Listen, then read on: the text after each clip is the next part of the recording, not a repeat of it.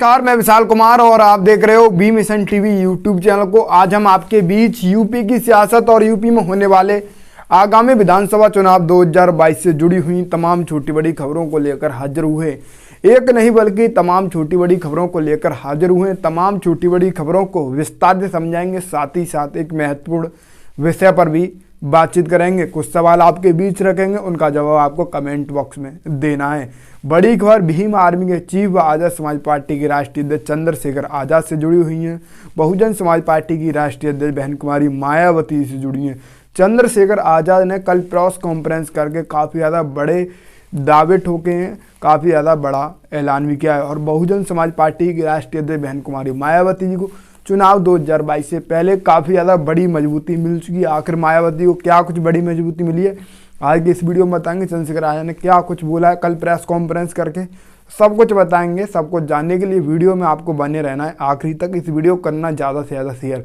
तो आइए हम आपको पूरी खबर, पूरा मामला विस्तार पूर्वक समझाते हैं। जैसा कि हम आपको बताने की कोशिश करें, भीम आर्मी के चीफ व आजाद समाज पार्टी के राष्ट्रीय अध्यक्ष चंद्रशेखर आजाद कई दिनों से कह रहे थे कि हम इस दिन प्रेस कॉन्फ्रेंस करेंगे, इस दिन प्रेस कॉन्फ्रेंस करेंगे, पर फाइनली जो प्रेस कॉन्फ्रेंस थी भीम आर्मी के चीफ चंद्रशेखर आजाद की, यानी कल हुई 18 जनवरी को भीम आर्मी के चीफ चंद्रशेखर आजाद ने लगभग 1:30 बजे प्रेस कॉन्फ्रेंस करके काफ़ी ज़्यादा यूपी की राजनीति में बड़ा धमाका कर दिया। चंद्रशेखर आजाद ने 33 प्रत्याशियों की लिस्ट जारी कर दी।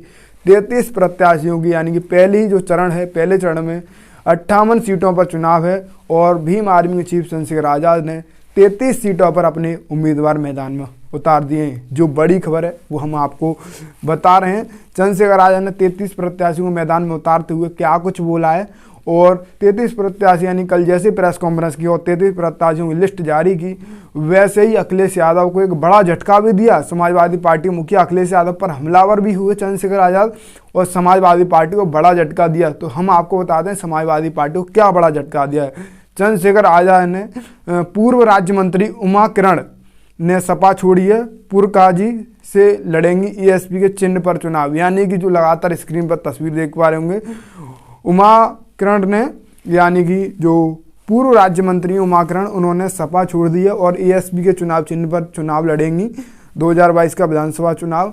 ये बड़ी खबर है। समाजवादी पार्टी को अकेले, उन्होंने कहा कि मैं अपने अकेले दम पर चुनाव लड़ूंगा और समाजवादी पार्टी को बड़ा झटका दूंगा।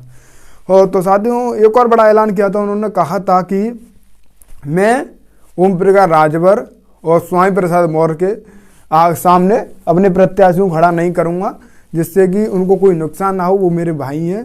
तो साथ इस जैसे ही ये बयान सामने आया, लोग काफ़ी ज़्यादा नाराज़ हुए और उन्होंने एक सीधा ये सवाल उठाया कि अखिलेश यादव ने अगर आपको अपमानित किया है तो आपको अखिलेश यादव के सामने चुनाव लड़ना चाहिए, उनके अपोजिट चुनाव लड़ना चाहिए और उनके अपोजिट चुनाव लड़ना चाहिए। ये सब चंद्रशेखर आजाद से अपील की जाए। और नीलेश सागर निडर बोलती हैं फेसबुक पर पोस्ट करते हुए, चंद्रशेखर को उस सीट से चुनाव लड़ना चाहिए जहां से अखिलेश यादव चुनाव लड़ें।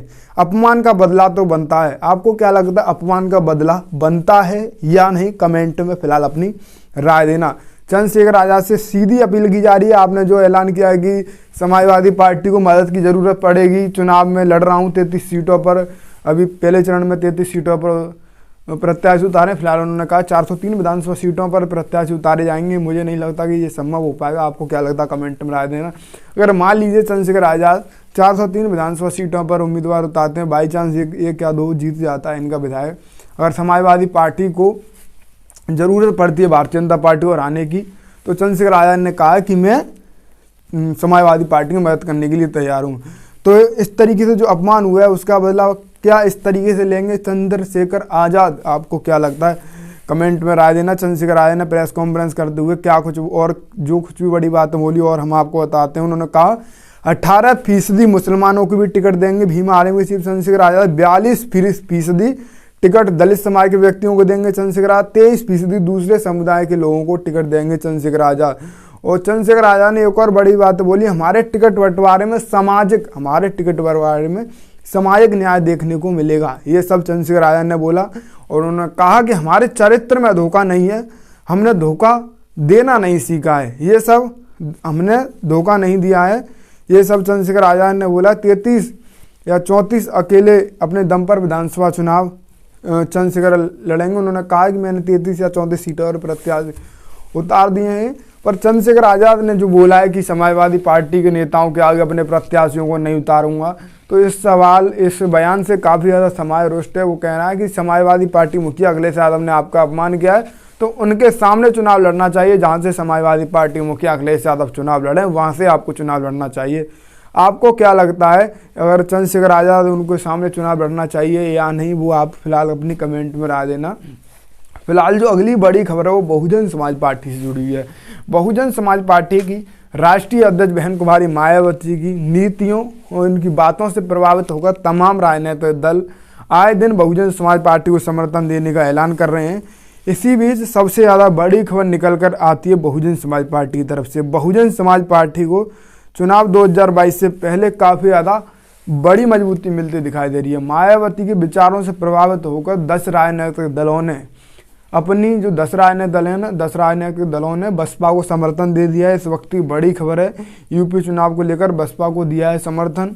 और जो पार्टियां हैं उनके नाम हम आपको फिलहाल अगली वीडियो में बता चुके हैं, पर फिर भी हम आपको बता दें। उन्होंने इंडिया जनशक्ति पार्टी, 85 परिवर्तन पार्टी, विश्व शांति पार्टी, संयुक्त जनादेश पार्टी सहित 10 दल शामिल हैं, यानी 10 दलों ने बहुजन समाज पार्टी को समर्थन दिया है। तो साथियों ये बड़ी खबर है, बहुजन समाज पार्टी को चुनाव 2022 से पहले काफ़ी ज़्यादा बड़ी मजबूती मिल चुकी है। आपका क्या कहना है इस खबर के बारे में? फिलहाल हम एक महत्वपूर्ण विषय पर बातचीत कर लेते हैं। तमाम लोग ये भी आरोप लगा रहे हैं कि चंद्रशेखर आज़ाद को अखिलेश ने मैदान में उतारा बहुजन समाज पार्टी को बहुजन समाज पार्टी को कमज़ोर करने के लिए। इस विषय पर आप क्या सोचते हो, कमेंट में राय देना। और तमाम लोग ये भी कह रहे हैं कि चंद्रशेखर आज़ाद को सिर्फ दलितों का ही वोट चाहिए, चंद्रशेखर आज़ाद को बहुजन समाज पार्टी के ही वोट काटने हैं।